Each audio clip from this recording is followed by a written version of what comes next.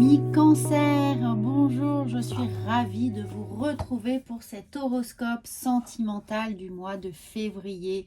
Alors je voulais vous remercier, vous avez été très nombreux à regarder votre horoscope du mois de janvier et j'en suis absolument ravie. Donc n'oubliez pas qu'il s'agit d'un horoscope général, donc prenez uniquement ce qui résonne pour vous et surtout n'hésitez pas à aller voir votre signe lunaire et ascendant pour avoir un peu plus de complémentarité sur les énergies qui vont venir traverser votre mois de février. Et comme il s'agit ici d'une guidance sentimentale, eh bien je vous invite à aller regarder évidemment le signe de votre autre. Comme ça, vous aurez une vision encore plus juste de la bonne posture, de la bonne attitude à adapter en fonction des énergies qui traversent également son signe.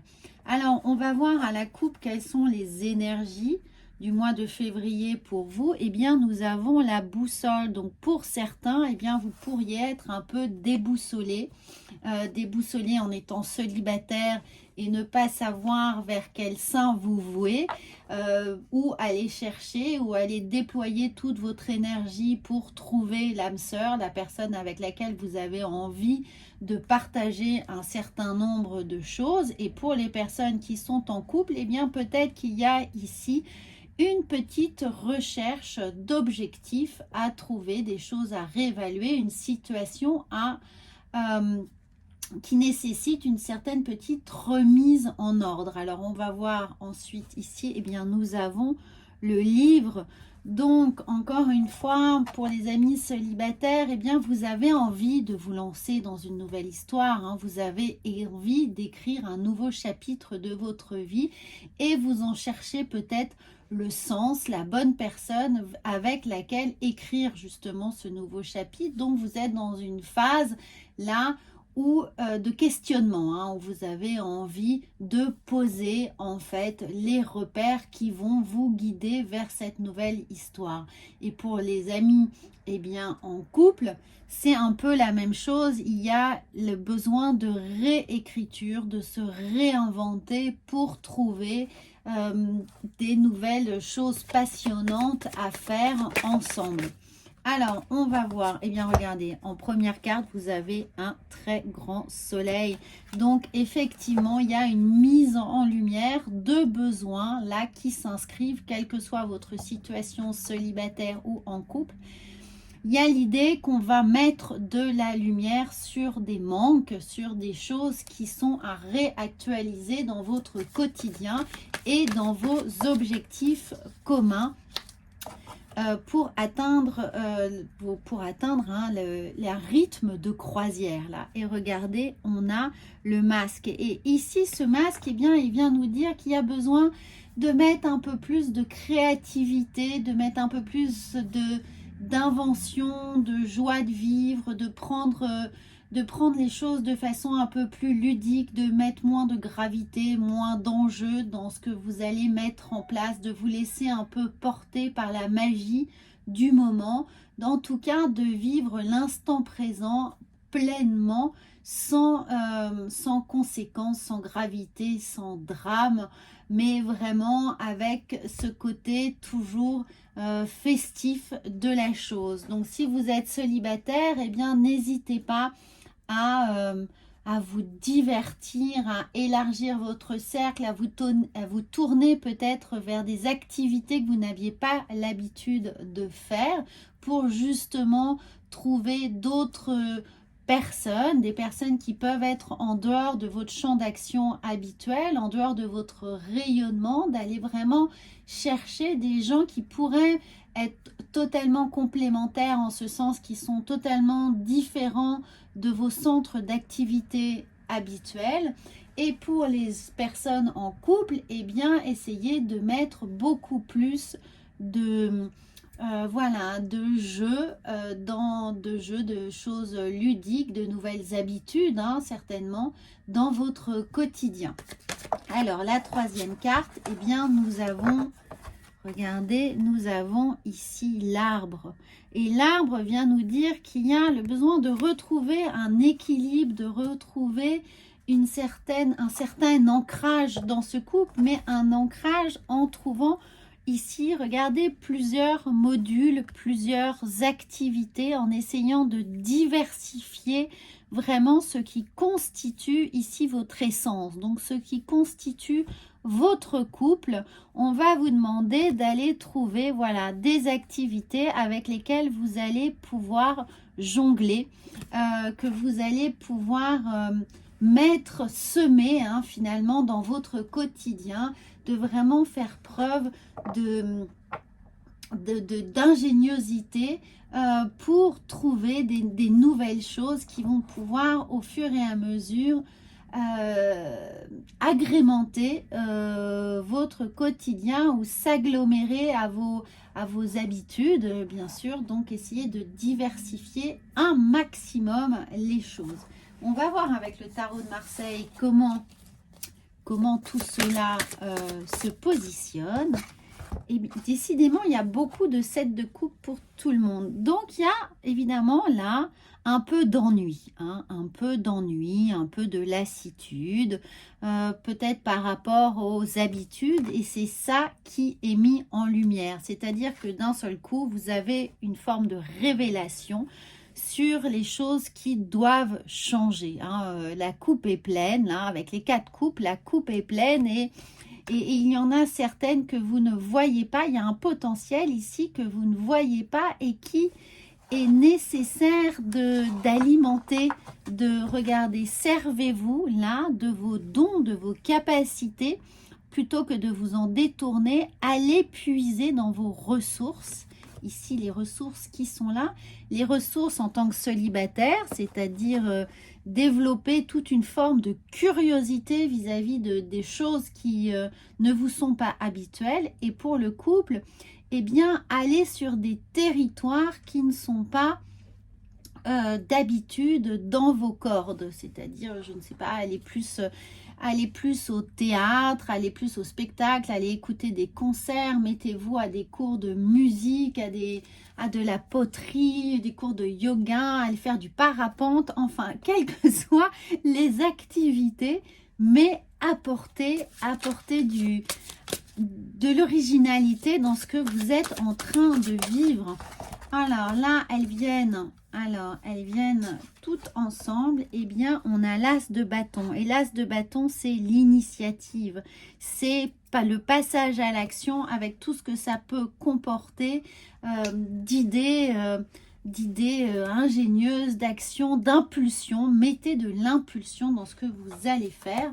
Et regardez, on a le pendu ici pour vous permettre de regarder évidemment les choses sous un angle nouveau, différemment. Regardez, la lumière est là du moment où vous allez pouvoir regarder enfin les choses sous un angle nouveau et vous reconnecter vraiment à vos intuitions, à votre impulsion, à ce qu'il y a de plus créatif chez vous. Vous voyez là, ce personnage s'apprête à toucher l'eau, et l'eau, c'est vraiment cette idée d'aller puiser, évidemment, dans sa créativité, puisqu'on a ce soleil, on a ce plexus solaire là qui vous appelle. Donc allez chercher des choses qui vous ouvrent le cœur, qui vous ouvre le plexus solaire, qui vous donne envie. Avec cette as de bâton, il y a vraiment de l'impulsion. Puisque là, on est arrivé dans une situation où on finit presque par se demander ce qu'on vaut. Il y a une petite remise en question ici du couple, si on est en couple, bien entendu, ou de soi. Si on est célibataire, en essayant de trouver du sens dans son quotidien, du sens dans ce que l'on a à partager.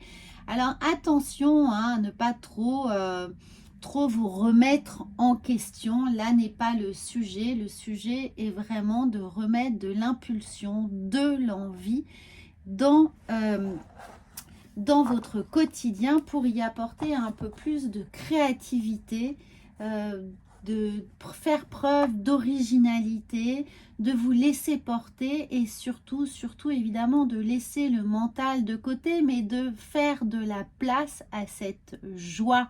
Autorisez-vous à faire des choses qui vous semblaient jusqu'à présent peut-être inaccessibles. Hein, on a là l'idée de... C'est presque inaccessible, mais on peut, si on s'en donne les moyens, on peut le faire. Donc, mettez-vous dans cette position un peu de déséquilibre, sortez de votre zone de confort, de vos habitudes, de votre ronron quotidien, hein, pour aller laisser de la place à plus de créativité, plus de choses essentielles ici qui vont venir égayer votre quotidien, vos habitudes, votre lassitude qui est là. Donc c'est pas, on ne se remet pas en question, on vient juste poser des nouvelles options dans ce qu'on a à vivre. Alors on va voir avec. Donc méfiez-vous, hein, méfiez-vous ici, regardez, méfiez-vous de vos schémas bloquants. Hein, je ne peux pas, je n'ai pas le temps, je n'ai pas les moyens. Ne vous donnez pas d'excuses sur ce que vous ne pourriez pas faire, puisqu'il s'agit juste en fait non pas de choses matérielles, c'est pas une question de je n'ai pas assez d'argent ou je n'ai pas assez de temps. Le temps se trouve, donc faites preuve, voilà, soyez malin et regardez les choses en face ici et non dans vos schémas bloquants, hein, dans vos restrictions mentales, pour vous permettre d'avoir l'esprit beaucoup plus libre et faire preuve vraiment d'ingéniosité. Battez-vous. Battez-vous, prenez les armes, aiguisez votre esprit pour trouver des solutions ici et retrouver un état d'équilibre, un état plutôt sain, dans opposition à rumination qui peuvent être ici, hein, bien entendu.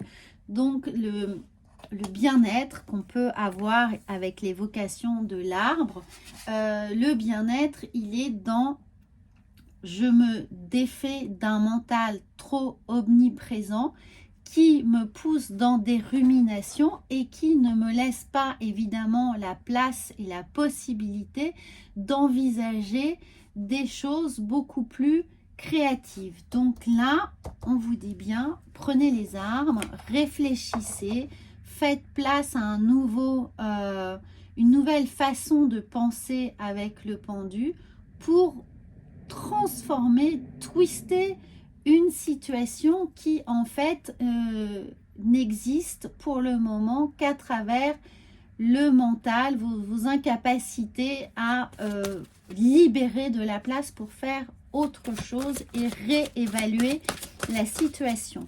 Alors bien sûr, hein, c'est une guidance générale, prenez uniquement ce qui résonne pour vous et si bien entendu vous désirez un accompagnement, vous avez toutes mes coordonnées sous cette vidéo pour une consultation personnalisée. Donc là, encore une fois, vous avez la carte du choix. Souvenez-vous que la décision finale vous appartient. Et on a cette notion d'équilibre. Il y a un équilibre à trouver, un équilibre mental, psychique, pour retrouver cette situation ici avec l'arbre de bien-être et pouvoir sortir ici de ces blocages, hein, de ces blocages qu'on s'est soi-même posés. Et là, l'idée du choix, c'est effectivement, il faut choisir ses priorités. C'est-à-dire que c'est pas une fatalité dans le sens où on ne se dit pas je n'ai pas le temps ou je n'ai pas les moyens. C'est une question de choix et ce choix n'est lié qu'à votre capacité à rétablir un équilibre entre vos besoins et vos attentes et bien entendu les besoins et les attentes de votre autre ou de ce que vous allez mettre en place pour trouver votre autre.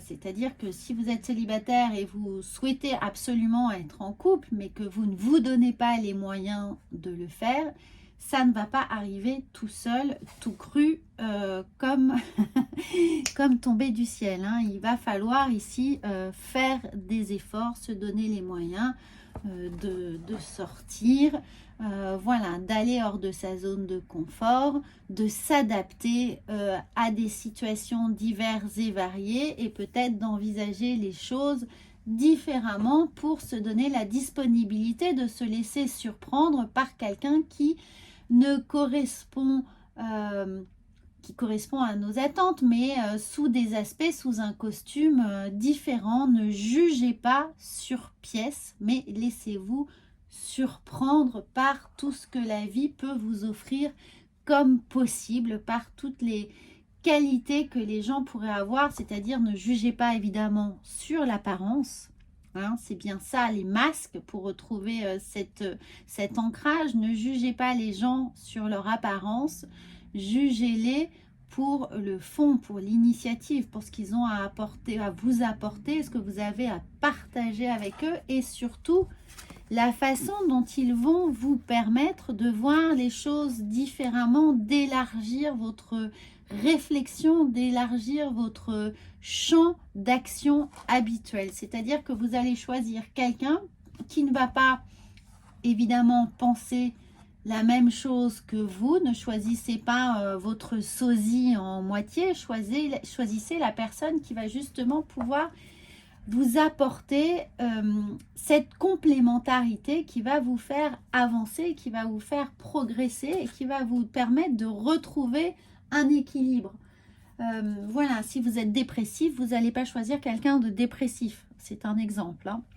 Vous allez choisir quelqu'un qui, au contraire, va vous apporter une certaine gaieté, une joie de vivre pour vous aider à remonter la pente. Eh bien, c'est un peu le même système. Et bien sûr, regardez, le triomphe.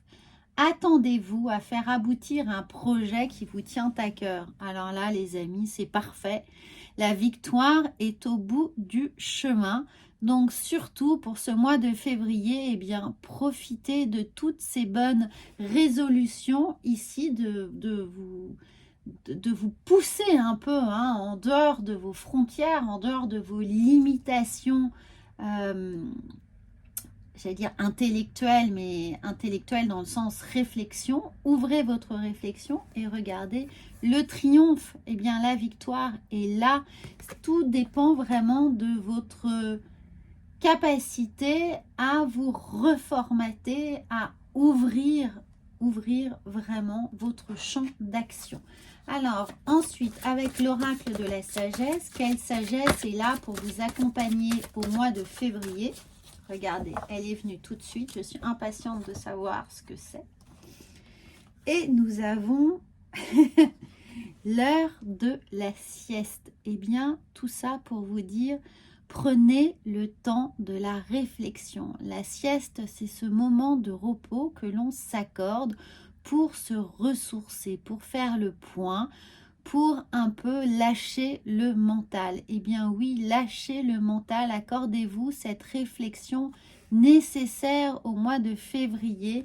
Donc tout est là pour vous indiquer que vous avez tout en main. Tout est là, chez vous. Ça ne dépend que de vous d'améliorer votre situation sentimentale ou de créer un environnement idéal pour vous permettre la rencontre que vous souhaitez.